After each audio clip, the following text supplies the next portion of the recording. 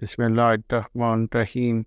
حضرت آدم علیہ السلام کے واقعات بفرمان معصومین علیہ السلام کا حصہ اول آپ ملاحظہ فرما رہے ہیں۔ عبداللہ ابن السلام نے رسول اللہ صلی اللہ علیہ وآلہ وسلم سے پوچھا کہ کیوں حضرت آدم علیہ السلام کا نام آدم ہوا؟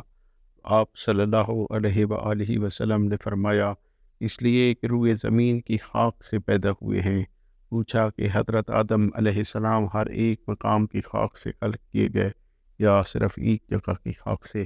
فرمایا اگر ایک جگہ کی خاک سے پیدا ہوتے تو لوگ ایک دوسرے کو نہ پہچانتے اور سب کی سب ایک شکل و صورت کے ہوتے۔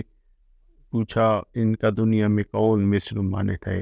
تو آپ صلی اللہ علیہ وآلہ وسلم نے فرمایا خاک اس کی مثل ہے، کیونکہ خاک میں سفید، سرخ، سبز، گلابی، نیلا رنگ ہوتا ہے۔ اس میں شیریں، شور، ہموار، ناہموار، سخت، نرم زمین ہوتی ہے۔ اسی سبب سے لوگوں بھی نرم، سخت، سرخ، سیاہ، زرد اور گلابی خاک کے رنگوں پر ہوتے ہیں۔ پوچھا حوا آدم علیہ السلام سے پیدا ہوئی یا حوا سے آدم علیہ السلام؟ تو فرمایا حوا کو آدم علیہ السلام سے خلق کیا۔ اگر حضرت آدم علیہ السلام حوا سے خلق ہوئے ہوتے تو طلاق دینا عورتوں کے اختیار میں ہوتا۔ پوچھا کہ حوا آدم علیہ السلام کے کل جسم سے پیدا ہوئی یا بعض حصہ سے؟ تو فرمایا بعض حصہ جسم سے۔ اگر کل جسم سے خلق ہوتی تو قصاص میں مردوں اور عورتوں کا حکم یکساں ہوتا۔ پوچھا کہ آدم علیہ السلام کے ظاہر حصہ جسم سے پیدا ہوئی یا باطن سے؟ فرمایا باطن سے۔ اگر ظاہر جسم سے پیدا ہوتی تو بے شک وہ ایک پردہ گھومتی جیسے مرد پھرا کرتے ہیں، لہذا مردوں پر لازم ہے کہ وہ اپنی عورتوں کو پردہ میں رکھیں۔ پوچھا کہ حضرت آدم علیہ السلام کی دائنی جانب سے پیدا ہوئی یا بائیں جانب سے؟ فرمایا بائیں طرف سے۔ اگر دائنی جانب سے پیدا ہوئی ہوتی تو مرد اور زن میراث میں برابر ہوتے، کیونکہ بائیں جانب سے پیدا ہوئی ہے، اس لیے میراث میں عورتوں کا ایک حصہ اور مردوں کے دو حصے ہوتے ہیں، اور دو عورتوں کی شہادت ایک مرد کے برابر ہوتی ہے۔ پوچھا کہ ان کے کس حصہ جسم سے پیدا ہوئیں؟ آپ نے فرمایا کہ اس مٹی سے جو ان کے دنہائے پہلوئے جسم سے باقی بچی تھی۔ حضرت امیر المومنین علیہ السلام سے منقول ہے کہ اللہ تعالیٰ نے حضرت آدم علیہ السلام کو کل روئے زمین سے خلق کیا، پس بعض زمین کھاری، بعض نمکین، بعض بہتر اور عمدہ تھی۔ اسی سبب سے حضرت آدم علیہ السلام کی ذریت میں نیک اور بد پیدا ہوئے ہیں۔ امام جعفر صادق علیہ السلام سے منقول ہے کہ جب اللہ تعالیٰ نے جبریل علیہ السلام کو زمین پر بھیجا کہ ایک قبضہ خاک لائیں جس سے حضرت آدم علیہ السلام کو بنانا چاہتے تھے، تو زمین نے کہا میں خدا کی پناہ مانگتی ہوں اس سے کہ تم میری خاک سے کچھ بھی اٹھاؤ۔ جبریل علیہ السلام واپس گئے اور عرض کی خداوند زمین تیری پناہ مانگتی ہے۔ پھر خدا نے اسرافیل علیہ السلام کو بھیجا اور ان کو اختیار دے دیا۔ زمین نے بدستور خدا کی پناہ چاہی، وہ بھی زمین کے استغاثہ سے واپس گئے۔ پھر میکائیل علیہ السلام کو بھیجا، ان کو بھی مختار بنایا، وہ بھی زمین کے استغاثہ سے واپس گئے۔ پھر ملک الموت کو بھیجا تاکہ ایک قبضہ خاک لے آئیں۔ زمین ان سے بھی پناہ خدا کی طالب ہوئی، مگر ملک الموت نے کہا میں بھی خدا کی پناہ چاہتا ہوں کہ تجھ سے بغیر قبضہ خاک لیے واپس جاؤں۔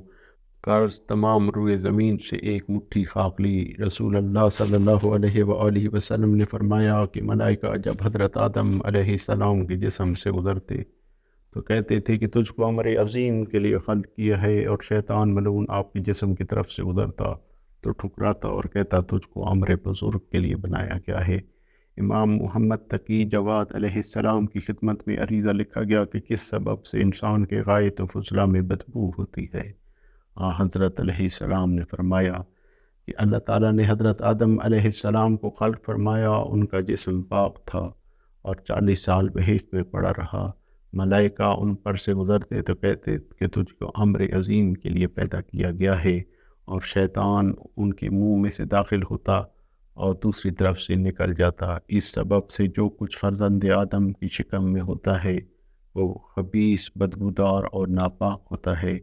رسول اللہ صلی اللہ علیہ وآلہ وسلم سے منقول ہے کہ اللہ تعالیٰ نے حضرت آدم علیہ السلام کو جمعہ کے روز خلق فرمایا۔ امام جعفر صادق علیہ السلام سے منقول ہے کہ جب روح آدم کو آپ کے جسم میں داخل ہونے کا حکم ہوا تو روح نے کراہت کی، تو اللہ تعالیٰ نے فرمایا کہ کراہت کے ساتھ داخل ہوگی اور جسم سے نکلے گی بھی تو کراہت سے۔ امام جعفر صادق علیہ السلام سے سوال کیا گیا کہ کس سبب سے اللہ تعالیٰ نے حضرت آدم علیہ السلام کو بغیر ماں باپ کے اور حضرت عیسیٰ علیہ السلام کو بغیر باپ کے اور تمام انسانوں کو ماں باپ دونوں سے خلق فرمایا؟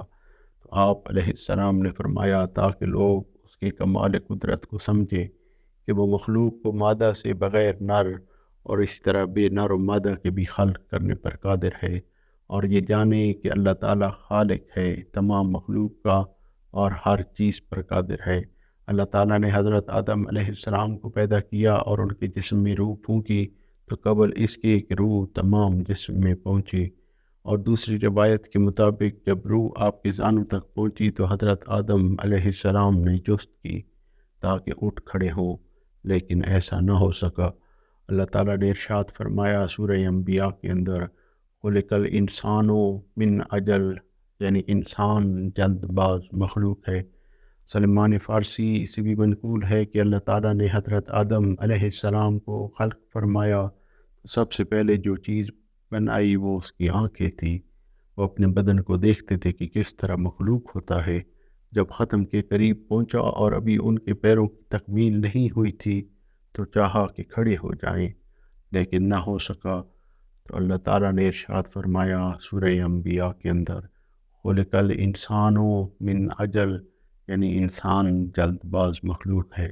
امام جعفر صادق علیہ السلام سے منقول ہے کہ اصلی باپ تین طرح کے ہیں: حضرت آدم علیہ السلام جن سے مومن پیدا ہوتے ہیں، جان جن سے جنوں کی خلقت ہوتی ہے، شیطان جن سے کافر پیدا ہوتے ہیں۔ اور اولاد شیطان میں حمل نہیں ہوتا بلکہ انڈے دیتے ہیں اور چوزے نکالتے ہیں، اور ان کی اولاد سب کی سب نر ہوتی ہے، ان میں مادہ نہیں ہوتی۔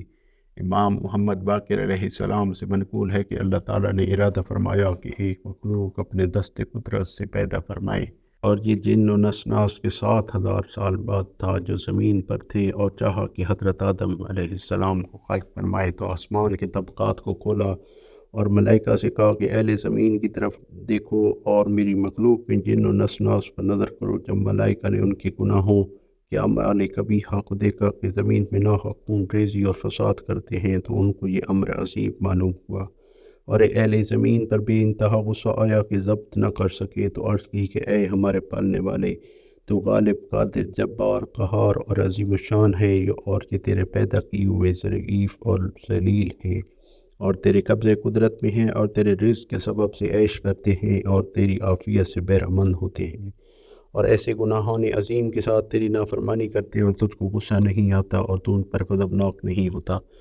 اور ان سے اپنا انتقام نہیں لیتا۔ یہ امر ہم کو عظیم معلوم ہوتا ہے اور تیرے حق میں ان کی یہ جسارت بڑی نظر آتی ہے۔ جب اللہ تعالیٰ نے ملائکہ سے یہ باتیں سنی تو فرمایا کہ میں زمین میں اپنا ایک جانشین بنانے والا ہوں جو میری خلق پر میری حجت ہو۔ ملائکہ نے کہا ہم آپ کو تمام عیبوں سے پاک سمجھتے ہیں، کیا زمین میں ایسے گروہ کو پیدا کرے گا جو فساد اور خون ریزی کریں جس طرح کے فرزندان جان نے فساد اور خون ریزی کی اور ایک دوسرے پر حسد کرتے ہیں اور آپس میں بغض اور عداوت رکھیں، لہذا ہم میں سے اپنا خلیفہ قرار دے۔ ہم نہ تو حسد و عداوت کریں گے نہ خون ریزی اور فساد، بلکہ تیری تسبیح اور تیری تمہید کرتے ہیں، آپ کو پاک اور منزہ سمجھتے رہیں گے۔ تو اللہ تعالیٰ نے فرمایا کہ میں جانتا ہوں جو کچھ تم نہیں جانتے۔ میں چاہتا ہوں کہ ایک مخلوق اپنے دست قدرت سے بناؤں اور اس کی ذریت میں سے پیغمبروں، رسولوں، شائستہ بندوں اور ہدایت یافتہ اماموں کو پیدا کروں اور اپنی مخلوق پر زمین میں ان کا اپنا خلیفہ قرار دوں، تاکہ یہ لوگ میری معصیت سے لوگوں کو منع کریں اور میرے عذاب سے ڈرائیں اور میری عبادت کی طرف ان کو ہدایت کریں اور ان کو میری پسندیدہ راہ کی طرف لے جائیں اور اپنی مخلوق پر ان کو حجت قرار دوں اور نسناس کو زمین سے برطرف کر کے ان سے زمین کو پاک کر دوں اور گناہگار اور سرکش دلوں کو خلق کی ہمسائیگی اور اپنی بزرگی سے علیحدہ کر کے ہوا پر ساکن کروں اور اطراف زمین میں ان کو رکھوں جہاں میری مخلوق کی نسل کے ہمسایہ نہ ہوں، اور جنوں اور اپنی مخلوق کی نسل میں ایک حجاب قرار دوں تاکہ میری مخلوق کی نسل جنوں کو نہ دیکھے اور نہ ان کی ہم نشینی اور میں جوڑ کرے۔ پھر میری برگزیدہ مخلوق کی نسل میں سے جو لوگ میری نافرمانی کریں گے ان کو عاصیوں کی مسکن یعنی جہنم میں ڈال دو اور پرواہ نہیں کروں گا۔ ملائکہ نے کہا کہ اے ہمارے پالنے والے، جو چاہے کر، ہم تو اتنا ہی جانتے ہیں کہ جتنا تو نے ہم کو بتلا دیا ہے، تو ہی حکیم و دانا ہے۔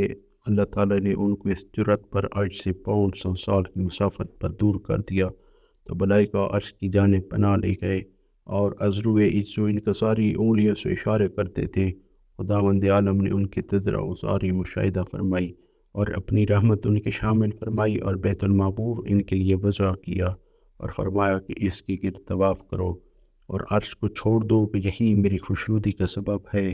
پس ملائکہ نے اس کے گرد طواف کیا۔ بیت المعمور وہ گھر ہے جس میں ہر روز 70,000 ملائکہ داخل ہوتے ہیں اور پھر کبھی واپس نہیں ہوتے۔ خداوند عالم نے بیت المعمور کو اہل آسمان کے لیے توبہ اور خانہ کعبہ اہل زمین کے لیے توبہ کے لیے مقرر فرمایا ہے۔